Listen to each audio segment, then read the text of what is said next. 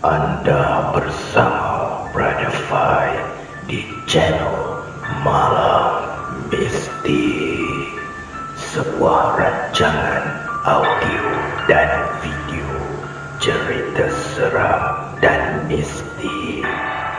Semoga anda semua terhibur.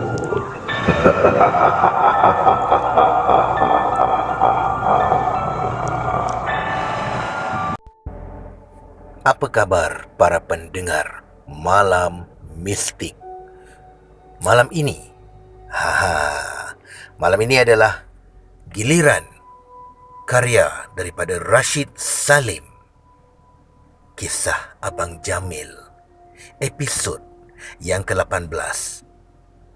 Kisah bertajuk Pak Long Seman dalam bahaya. Kamal call aku. Dia kata, jika ada apa-apa yang datang mengetuk pintu rumah pada malam hari, tolong jangan buka. Itulah pesanannya. Dia cuma titipkan pesan dari Pak Long Seman. Kemudian, aku call Lela bertanyakan hal tu.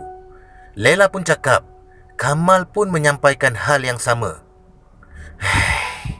Makin risau aku jadinya. Dan memang benar, pada malamnya, jelas kedengaran pintu rumah aku diketuk.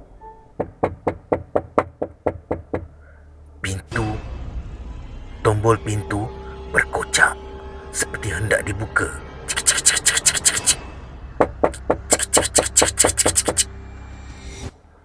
Aku menghidupkan switch lampu. Terang benderang bilik aku. Lantas aku memandang isteriku. Dia sedang tidur nyenyak. Aku kena kuatkan semangat dan sepatutnya ambil peduli. Yang mengetuk pintu itu bukanlah orang. Debaran kian terasa. Jantungku berdetak kencang. Namun, kaki tegar melangkah mendekati pintu. Ketukan masih ketara. Dan entah kenapa, tanganku mahu menggapai tombolnya. Perlahan-lahan, tanganku menggapainya dan ingin memulasnya. Setelah membuka selak, perlukah aku membuka pintu itu dan lihat siapa yang menanti di luar? Bingung aku rasa. Dan tiba-tiba, bunyi ketukan lenyap.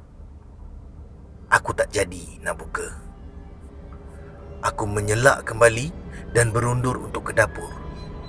Alangkah terkejutnya aku setelah ternampak kelipat seorang perempuan dengan rambutnya paras bahu. Dia merenung ke arahku berdekatan pintu dapur. Siapa kau? Dan macam mana kau masuk? Aku Sofia. Nak beritahu kau bahawa Pak Long Seman telah lumpuh, katanya lalu menghilang. Dengan tidak semena-mena, pintu rumah terbuka dengan sendiri. Bam! Angin malam menerobos masuk.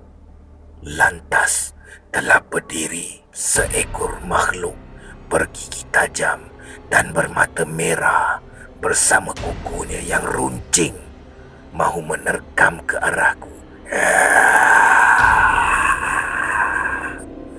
Malangnya, dia seperti tidak dapat masuk. Pergi! Pergi! Usirku. Abang! Suara isteriku menjengah ke halua telinga.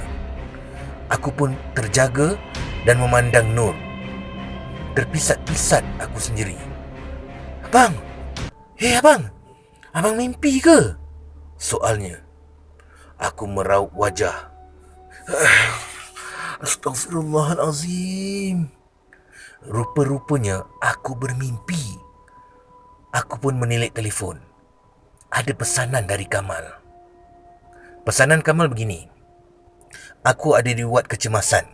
Pakcik aku tak sedarkan diri. Tapi aku tak dibenarkan keluar waktu malam. Hei, bagaimana ni? Kenapa bang? Nur, abang ada mimpi seorang perempuan.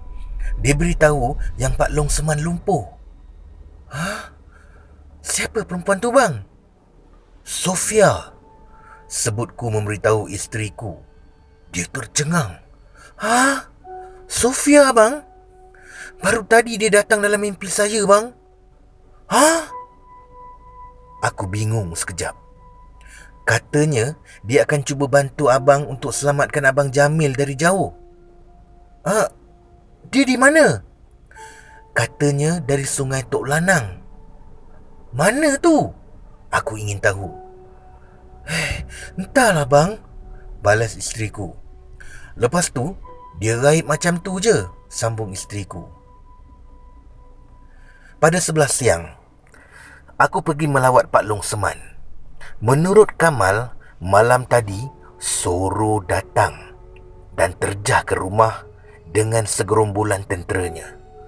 Pak Long Seman tak sempat berbuat apa-apa dan terus rebah. Memang dengar macam tak logik, tapi itulah realiti yang terjadi di dalam dunia gaib yang tak terlihat dengan mata kasar. Kamal kata dia pun tak nampak makhluk tu.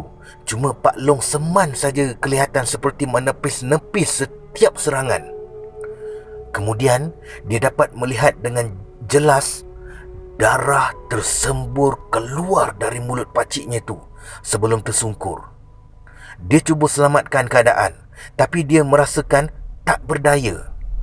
Maka dengan itu cepat-cepat dibawa ke kecemasan bagi merawatnya. Keadaan pada mulanya kacau bila ada angin menerobos masuk ke dalam rumah. Kamal fikir taufan. Tapi ternyata itu adalah mereka yang berjaya menembusi kawalan pagar gaib yang dipasang Pak Long Seman. Angin tu laju menolak tubuh pakcik aku sehingga melekat ke dinding, beritahu Kamal. Lela tahu tak perkara ni? Tanyaku. Hai korang, baru je sebut Lela, Lela dah muncul. Macam mana keadaan Pak Long Seman? Ada kat dalam, beritahu aku. Aku nak pergi tengok lah. Lela pun masuk. Tiba-tiba terdengar suara Lela memanggil. Syed! Kamal! Hei, mari! Cepat-cepat aku dan Kamal meluru masuk wad. Alangkah terkejutnya aku melihat darah meleleh keluar dari lubang hidung dan mulut Pak Long Seman. Kamal segera memanggil doktor. Doktor! Doktor! Sejurus kemudian, doktor datang dan membuat pemeriksaan. Sementara itu, kami tunggu di luar. Keadaan semakin tenat sekarang, Mal, ujar Lela. Aku pun pandang Kamal yang nampak gelisah. Semuanya ni melibatkan pakciknya lah. Dia sendiri tak menyangka bahawa pakciknya yang handal sebegitu pun hampir tewas dengan Soro. Selang beberapa ketika, doktor pun keluar. Segera kami ingin tahu keadaannya. Menurut doktor, Pak Long Seman mengalami pendarahan pada otak dan perlu segera menjalani pembedahan. Ya Allah, terduduk Kamal mendengarnya. Ia menjadi serius. Nyawa Pak Long Seman dalam bahaya. Aku memerhati seorang cleaner sedang mengemuk lantai berdekatan dengan kami. Aku dengar dia berkata, inilah akibatnya kalau kamu semua ikut campur urusan aku. Dia seperti dirasuk. Mungkin juga menjadi tukang penghantar pesan. Astagfirullahaladzim. Usai itu, aku nampak dia terpinga-pinga dan memicit kepalanya sendiri. Barangkali dia tak tahu apa yang diucapkannya tadi. Setelah itu, dia segera berlalu pergi.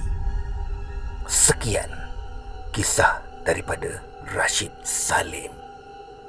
Terima kasih, Brother Fai. Peace, no Wah,